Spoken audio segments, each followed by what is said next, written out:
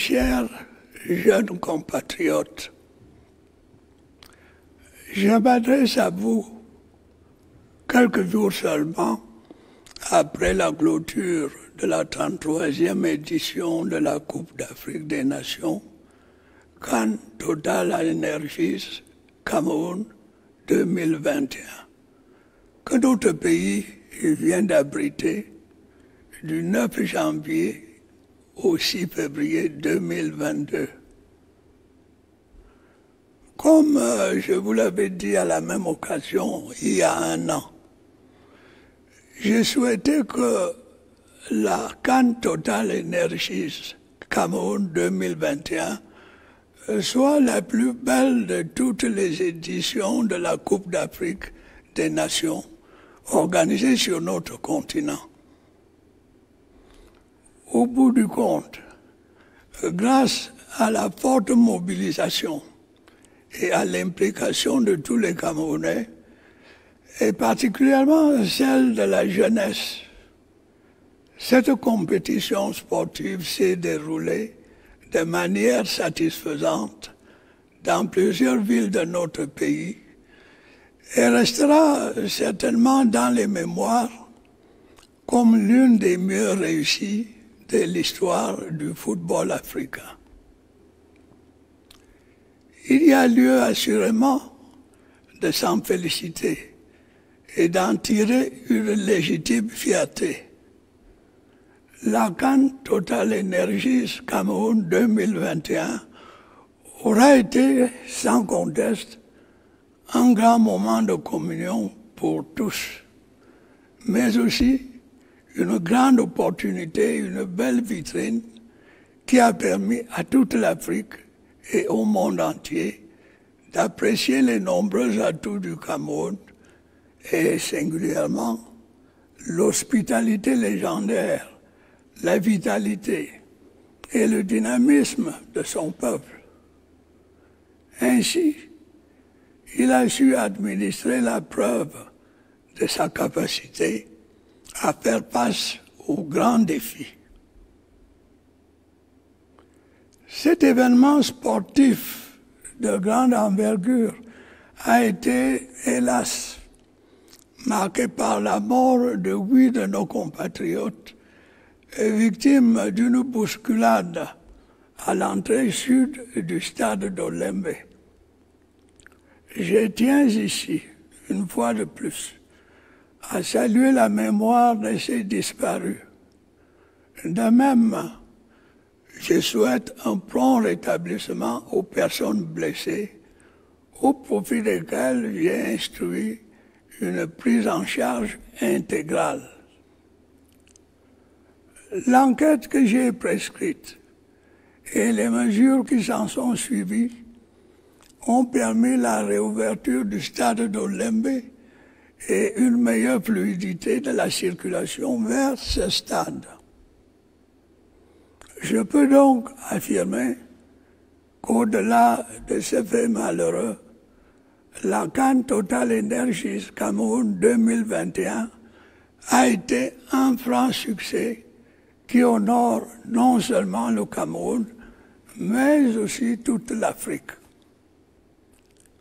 Bien évidemment, nous avions une ambition commune, celle de gagner cette Coupe d'Afrique des Nations de football, pour ajouter ainsi un 6e trophée au palmarès de nos lions indomptables. Mais le sort en a décidé autrement.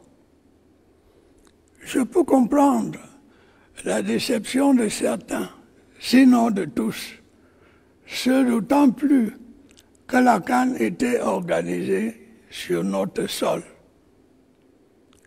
Mais vous savez aussi que le sport a ses réalités qu'il faut accepter avec dignité et fair play. Qui plus est, les amoureux du football savent mieux que quiconque que l'on peut bien jouer et gagner un match, tout comme on peut bien jouer et le perdre. C'est pourquoi ce que nous devons, je crois, retenir à l'issue de cette grande fête sportive, c'est la belle odyssée de nos lions indomptables qui n'ont à aucun moment démérité. Ils ont su faire preuve de combativité et de persévérance pour occuper une troisième place honorable. Je les en félicite chaleureusement, en même temps que je les exhorte à mieux se préparer pour aborder avec confiance les échéances sportives qui les attendent dans les mois à venir. Mes chers jeunes compatriotes, en dépit d'une crise économique mondiale persistante, aggravée par les effets néfastes de la pandémie à coronavirus qui n'a épargné aucun pays, vos problèmes et aspirations figurent parmi les grandes priorités de ce septennat. À cet égard, notre pays a, au courant de l'année écoulée, poursuivi ses efforts de développement en tirant avantage de la stratégie nationale de développement 2020-2030 et du parachèvement du processus de décentralisation en droite ligne des grands axes de sa marche résolue vers l'émergence en 2035. Grâce à une bonne maîtrise de notre économie, nous avons continué la mise en place du plan triennal spécial du jeune, qui a permis le financement de 8 430 projets, 119 clusters économiques, 132 villages pionniers de seconde génération, ainsi que la création de près de 22 000 emplois directs. À cela, il convient d'ajouter la construction d'une quarantaine de centres multifonctionnels de promotion des jeunes et la mise en place effective de l'Observatoire national de la jeunesse. Les premières actions de cette instance sur le terrain ont permis la production de 50 000 cartes biométriques pour les jeunes, destinées à faciliter leur accès à plusieurs produits et services sociaux de base à des coûts réduits. Avec la participation de plus en plus manifeste des jeunes de la diaspora à la construction de notre pays, le gouvernement a mis en place un cadre incitatif favorable à leurs initiatives entrepreneuriales à travers le programme d'aide au retour et à l'insertion des jeunes de la diaspora. C'est le lieu de redire que le Cameroun a besoin de tous ses fils, y compris ceux de sa diaspora, qui désirent s'impliquer et s'engager dans la dynamique nationale et républicaine de l'émergence de notre pays. Aussi, le gouvernement entend-il, au cours de cette année, soutenir davantage l'initiative d'appel à projets lancée pour la participation des jeunes de la diaspora au développement de notre pays. Cet ambitieux programme devra, à terme, encourager celles et ceux parmi les jeunes qui souhaitent à revenir investir au Cameroun et à intégrer de façon durable le tissu économique national. Mes chers jeunes compatriotes, toujours en matière d'emploi, d'énormes efforts sont consentis chaque année pour en créer et permettre ainsi aux jeunes d'intégrer le monde du travail. C'est ainsi que, grâce à la politique de promotion de l'emploi des jeunes, inscrite dans le plan d'action prioritaire à l'horizon 2030, il est prévu la création de 600 000 emplois par an avec l'implication des collectivités territoriales décentralisées. Ces actions vont s'intensifier avec la mise en place du Conseil national de l'emploi qui est appelé à apporter des solutions nouvelles visant à inverser la courbe du chômage et à améliorer la productivité de nos entreprises. Mais je sais que sur ce plan, le principal handicap a toujours été l'accès des petites et moyennes entreprises aux financements les plus courants. C'est pourquoi le gouvernement envisage à court terme de mobiliser des financements spécifiques nationaux, bilatéraux et multilatéraux pour accompagner la mise en place d'un fonds de garantie en faveur des jeunes entrepreneurs. Ce fonds devra permettre aux porteurs de projets et aux jeunes entreprises de disposer de la garantie nécessaire pour lever les capitaux disponibles sur les marchés financiers ou obtenir des financements auprès des banques classiques. Mais d'ores et déjà, de nombreux programmes sont actuellement mis en œuvre dans le cadre de l'action quotidienne de plusieurs départements ministériels à fort potentiel d'employabilité. La finalité de toutes ces actions étant de stimuler et d'encourager l'entrepreneuriat des jeunes. Je note du reste avec satisfaction que pour l'année 2021, le financement de l'ensemble de ces programmes et projets se chiffre à 190 milliards de francs CFA. Il y a là, sans conteste, un effort significatif qui traduit bien l'important rôle que les petites et moyennes entreprises sont appelées à jouer au sein de notre économie. Mais le gouvernement entend mobiliser davantage de ressources en faveur du soutien aux PME avec l'appui de nos partenaires au développement. Car il est indéniable que les petites et moyennes entreprises, et particulièrement l'entrepreneuriat des jeunes, peuvent et doivent constituer de puissants vecteurs de transformation économique et sociale de notre pays. Mes chers jeunes compatriotes, au nombre des grands défis qui nous interpellent aujourd'hui, il y a aussi celui de la disponibilité des compétences de qualité, à même de répondre aux nouveaux impératifs de développement. Il nous faut pour cela augmenter notre offre de formation afin de donner l'opportunité à tous les jeunes d'acquérir des compétences utiles et adaptées, susceptibles de leur ouvrir des opportunités d'emploi dans tous les domaines.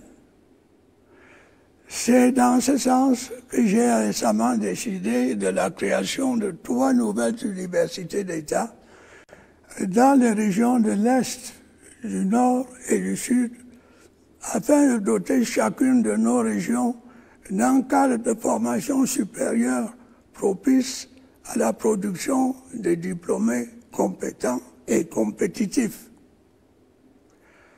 À cet égard, vous le savez, la nouvelle économie mondiale est aujourd'hui tournée vers le numérique et de ce fait nous invite à encourager les jeunes à saisir toutes les opportunités qu'offrent les communications digitales à travers leurs différentes appropriations et applications socio-économiques. Je me réjouis d'ailleurs de constater la maîtrise remarquable du numérique dont font montre la plupart de nos jeunes, notamment à travers la création de nombreuses start-up dans divers domaines.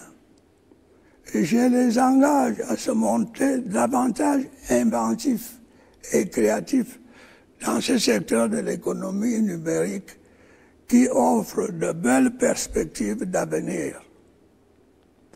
Pour autant, si l'on peut se féliciter de l'appropriation rapide de la digitalisation par notre jeunesse, il y a lieu de déplorer par ailleurs les dérives que l'on observe dans l'usage de ces avantages technologiques, notamment dans les réseaux sociaux, où le vice, les discours de haine et la violence verbale foisonnent et ont de plus en plus droit de citer. J'invite par conséquent nos jeunes à faire un usage responsable, instructif et constructif des réseaux sociaux, dont la vocation première est d'offrir des espaces et des opportunités d'échange, d'information et de communication dans les domaines les plus variés. Mes chers jeunes compatriotes, les nombreuses actions que je viens de rappeler, sans être exhaustif, et qui pour l'essentiel visent à répondre à vos aspirations et à vos attentes en matière d'emploi, indiquent à suffisance toute la constance et l'importance de l'attention que vous porte le gouvernement de la République. Il en va certes de l'intérêt de tous et de chacun d'entre vous, mais aussi de l'intérêt de toute la nation dont vous êtes les garants du devenir. C'est dire le rôle qui est également attendu des jeunes face aux défis auxquels la nation est confrontée. De l'avis d'observateurs de bonne foi, le Cameroun a accompli des avancées remarquables dans le cadre de son développement économique et social. Il avance résolument vers l'atteinte de son émergence à l'horizon 2035. En dépit d'un contexte économique difficile, notre pays se transforme chaque jour davantage et de nombreuses opportunités s'offrent à vous dans tous les domaines. Sachez les saisir, non seulement pour votre épanouissement personnel, mais aussi pour votre contribution à l'œuvre de construction nationale qui constitue le grand défi qui interpelle tous les Camerounais sans exception. Je vous exhorte également à œuvrer à la préservation de nos précieux acquis que sont la paix, l'unité nationale et la stabilité des institutions, car c'est à eux que nous devons ces avancées remarquables qui font notre fierté. Dans le même sens, rester sourd aux sirènes de la déstabilisation et des antagonismes de toutes sortes, émanant de contempteurs incorrigibles qui ont la prétention de tout savoir et se délectent de la critique systématique. Il vous faut aussi vous réapproprier nos valeurs sociétales et républicaines qui, il faut le dire, ont malheureusement tendance à disparaître dans les mœurs de la jeunesse. Je pense notamment au patriotisme, au civisme, au respect de la chose publique et de l'intérêt général, au culte de la probité, à la préservation de nos us et coutumes, au sens de la famille et au respect des aînés, pour ne citer que ces valeurs-là qui doivent sans cesse inspirer et guider notre jeunesse. Il est par ailleurs évident que la perception que l'on a de notre pays dépend aussi de l'image que certains d'entre vous lui donnent, tant à l'intérieur qu'à l'extérieur, et qui malheureusement ces derniers temps se trouve être aux antipodes de la réalité. En d'autres termes, vous devez prendre conscience du rôle qui est le vôtre, où que vous soyez, dans la projection de l'image de marque du Cameroun et son rayonnement. Prenez exemple sur quelques-uns de vos valeureux compatriotes, dont Francis Ngannou, Francis Tchofo, Eric Salvador Chouyo, qui ont récemment été sacrés dans leurs disciplines respectives. Leur performance exceptionnelle, leur sens du devoir et du sacrifice ont mis en relief la force du patriotisme et constitué un motif de fierté pour le Cameroun. Mes chers jeunes compatriotes, je ne saurais terminer ce message sans vous redire combien vos problèmes me tiennent à cœur et ma détermination ainsi que celle du gouvernement à y apporter des solutions. Car votre avenir en dépend et partant celui de la nation tout entière. À toutes et à tous, je souhaite une bonne et heureuse fête.